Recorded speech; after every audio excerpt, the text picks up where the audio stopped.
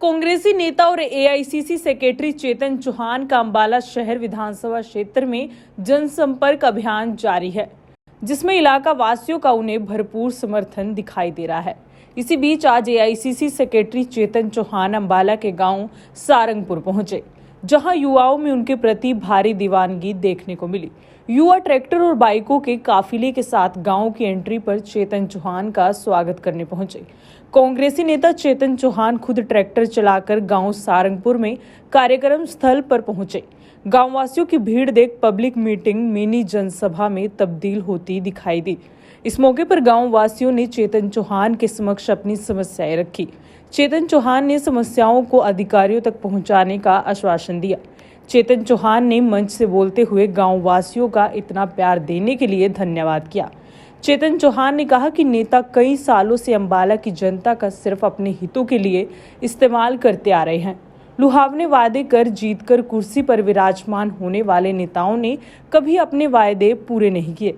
विकास के नाम पर गांवों में गुटबाजी कर और गलियों नालियों तक ही जनता को सीमित करके रख दिया। चेतन चौहान ने कहा कि परिवार पहचान पत्र जनता के लिए सिरदर्द बन चुका है। हजारों परिवारों के बीपीएल कार्ड काट दिए गए हैं।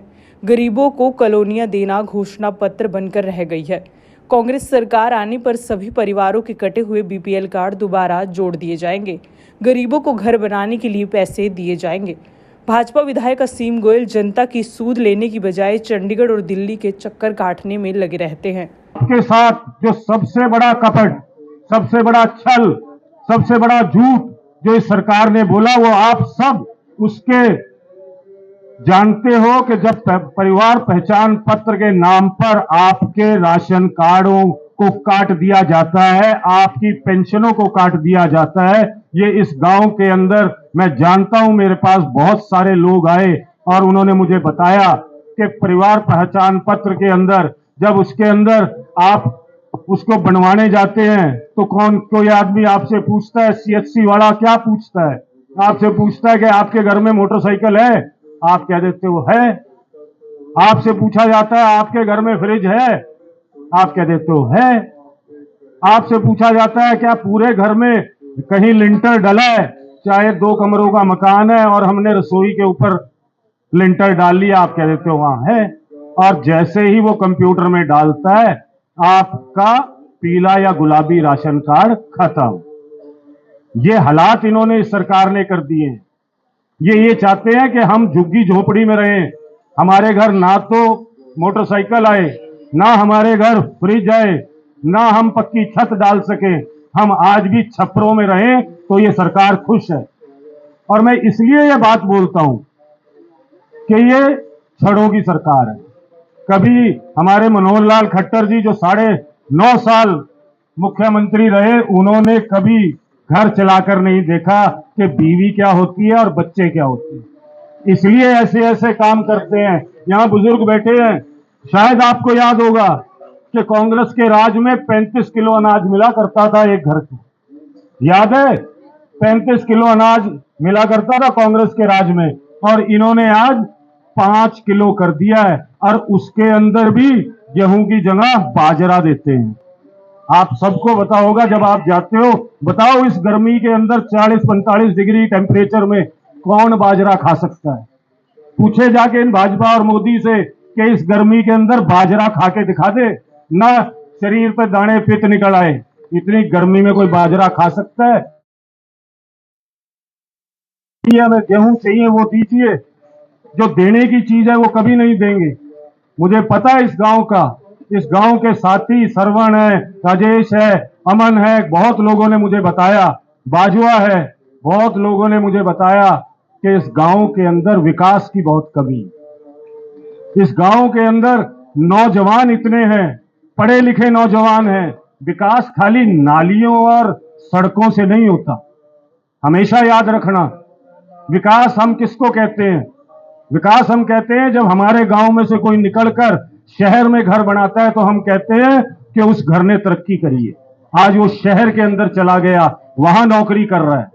नाली और सड़क बनाने से विकास नहीं होता। विकास तब होगा जब सरंगे गांव के यहां से 50 लड़के सरकारी नौकरी लगेंगे। विकास तब होगा जब यहाँ के लड़के प्राइवेट नौकरियां करेंगे, कहीं फैक्ट्री में जाएंगे, विकास तब होगा जब यहाँ के लड़के निकलकर, सरंगे गांव के लड़के और लड़कियां निकलकर किसी खेल में इंडिया में खेलेंगी या हरियाणा में खेलेंगी।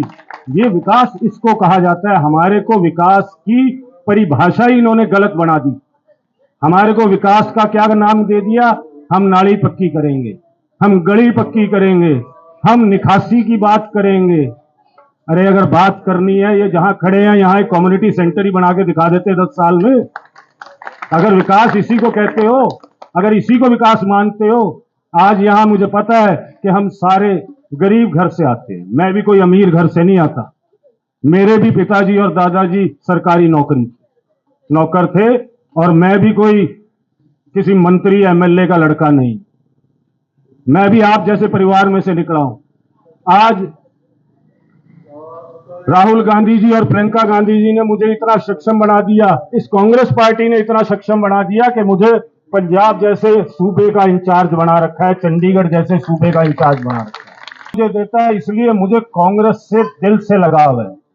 मैं उन लोगों की तरह नहीं हूं कि जब तक तो पार्टी टिकट देती रहे तो पार्टी मां है और जिस दिन पार्टी टिकट ना दे उस दिन पार्टी डायन बन जाती है।